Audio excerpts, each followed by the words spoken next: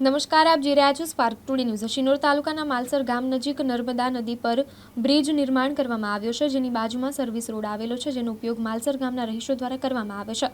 પરંતુ આ સર્વિસ રોડની બાજુમાં છેલ્લા ઘણા સમયથી ગાંડા બાવળ ઉગી નીકળ્યા હોય, સામેથી આવતા વાહન જોઈ શકાય તેમ ન હોય, અનેકવાર અકસ્માતોના બનાવ બન્યા છે। તેમ છતાં જવાબદાર તંત્ર જાણે કુંભકર્ણની નિંદ્રામાં પ્રોઢી ગયું હોય તેમ આજ દિન સુધી ગાંડા બાવળ દૂર કરવાની તસદી સુદ્ધા લીધી નથી, જેને લઈને માલસર ગામના રહીશોમાં ભારે રોષ જોવા મળી રહ્યો છે।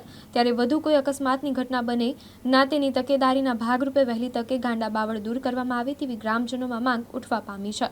અમે હમણાં માલસર સિંદોરના સર્વિસ રોડ પર ઊભા છે, જ્યાં તમને દેખાય છે આ બ્રિજ બાજુ અને સાઈડ બાજુ પણ ગાંડા બાવળ અડધા રોડ વચ્ચે સુધી આવી ગયા છે।